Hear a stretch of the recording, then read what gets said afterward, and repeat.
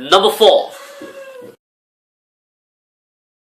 Now before we move on, let's get into a few honourable mentions before we get into our top 4.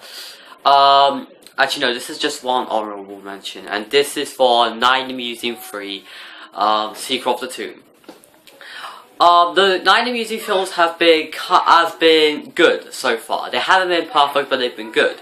The first movie is very entertaining, and the second movie is a little slow, and there are some things that I don't like, but I actually thought it was enjoyable.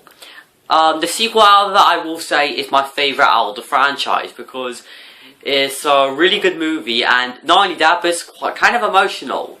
Movies don't really get to me, but that ending is really emotional. I mean, if you watch the film, you know what I mean.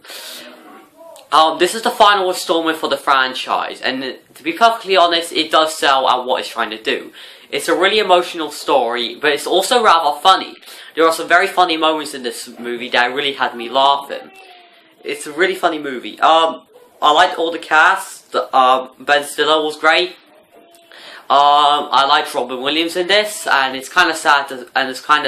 That this was his last movie. Everyone else was also great as well. It was great. There was some really well done. There were some great shots in this movie, and it's a rather funny and emotional film. But it's mostly emotional, because when it reaches the third act, it kind of goes into that kind of emotional level. Movies don't really get me that much when it gets to the emotion, but this one really did. And in the end, I was kind of wishing it did end that way, but what can you do? But yeah, Battle of the Secret of the Tomb, it could have easily been on my best list, but yeah. But it still ranks as my favourite film of the year. So now back to the top 4. Number 4. Captain America: The Winter Soldier. I'm not gonna say this is my favourite Marvel film, but I can say it's a rather smart movie, and it's a rather entertaining and suspenseful movie with a lot of unpredictable twists behind it. Looking for the trailers, it didn't look rather convincing to me. It looked rather but watching the movie, it was rather a lot, and it was rather engaging from start to finish, and it's very intense. Every actor in this movie is great. Chris Evans, Scarlett Johansson, Anthony Madison. I don't know who the actor plays Vulcan. Samuel L. Jackson. Everyone else. They're all great in the movie. And they all do a very good job, especially the actor that played the Winter Soldier.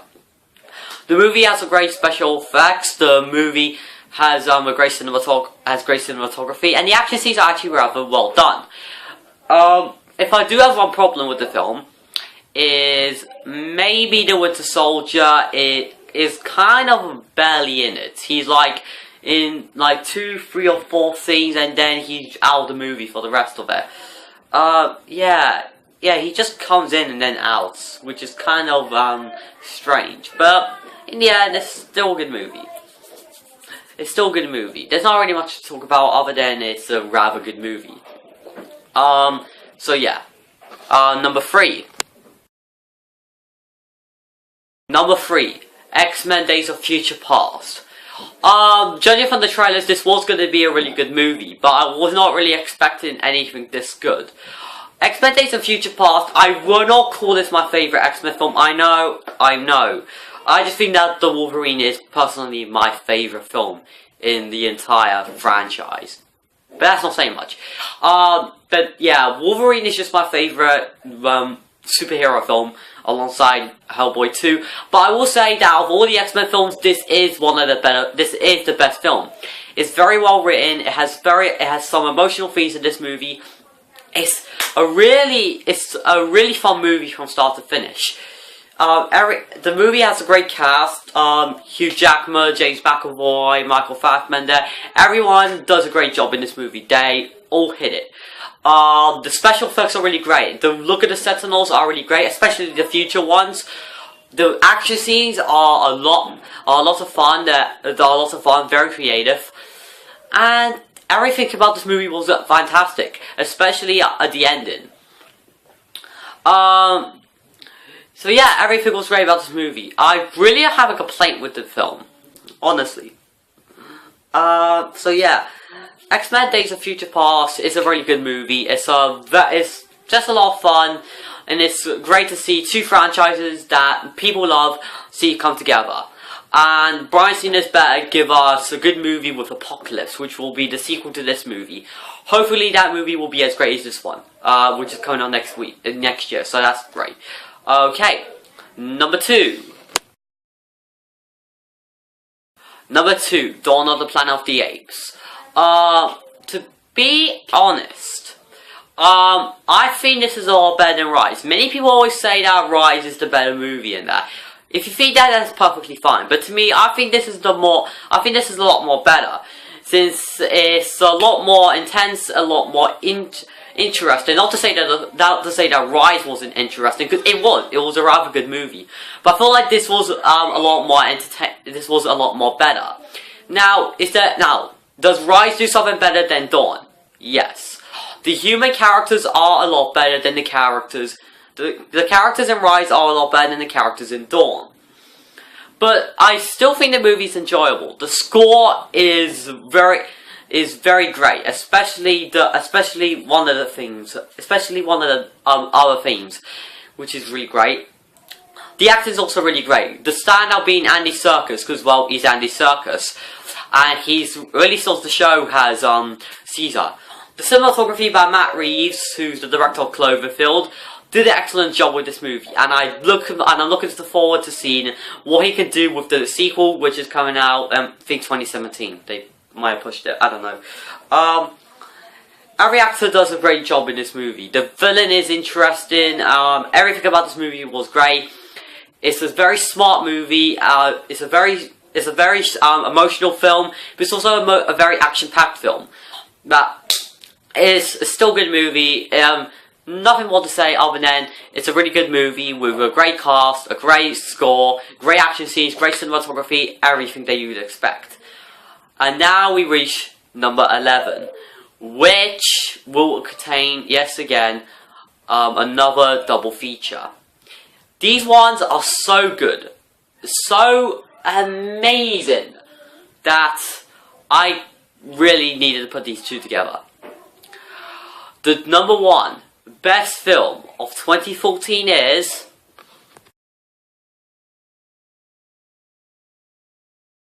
one is what we just saw it. The Lego Movie and Guardians of the Galaxy.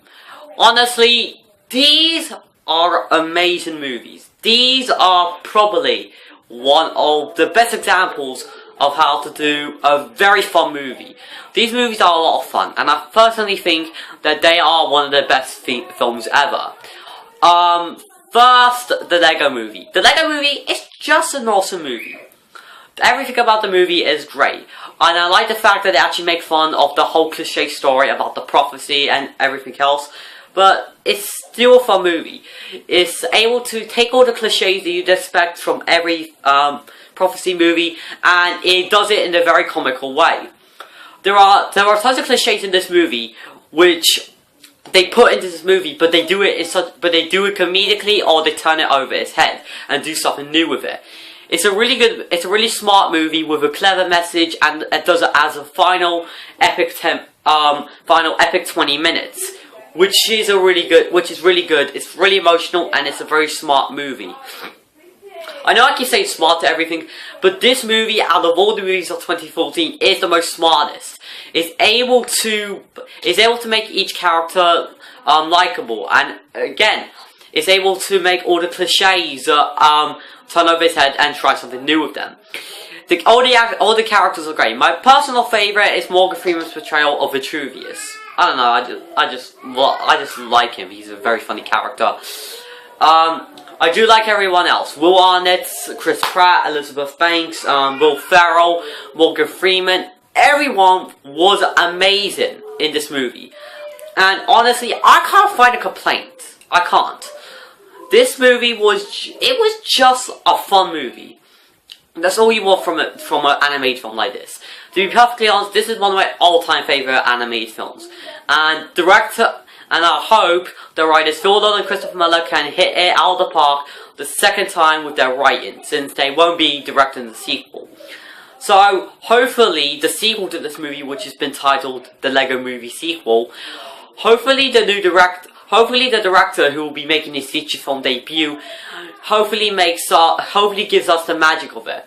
Well, it will, because let's face it, we have the writers of Phil Lord and Christopher Miller, the writers of the first movie, in right here.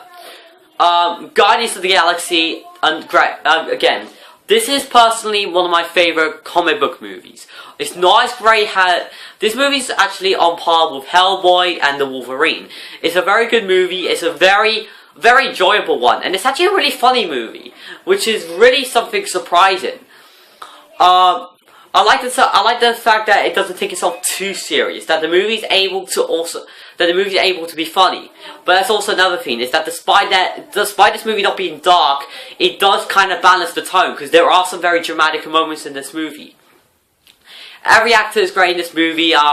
Chris Pratt, Zoe Saldana, Bradley Cooper, Vin Diesel, and Dave Bautista. They're all very great in this movie, especially one of my favourite characters being the raccoon, voiced by Bradley Cooper. Rocket Raccoon was just a lot of fun. He's my favourite character, and he's just a lot of fun. And it's kind of funny to see yourself rooting for a CGI raccoon and tree. But hey, the movie has some great shots. The movie has some great production designs and some great makeup. The costumes are great. The action scenes are phenomenal, and the CGI is spectacular, and some of the best CGI I've seen. It's really a movie that's able to be funny and emotional at the same time. And the movie is also emotional in its final 15 minutes. It's emotional. It's a very emotional movie. Not as emotional as Night in the Museum, but still close. This was again a really good movie. I did like the villains. Everything about this movie is just great. It's just an enjoyable watch. If you're fans of Marvel, then this will be for you. And hopefully, writer and director James Gunn is able to keep the magic of this movie into the upcoming sequel, which is something which, out of all the Phase 3 movies, is the film that I look forward to the most. So, that concludes my best films of 2014. There will not be a worst films list, sadly. But hopefully this year, there will be a worst list, because I may see Monsters Dark Continent, and then may make my worst list. If I have one. So, see you guys next time, and next month, that's when we start beginning our channel. Bye bye.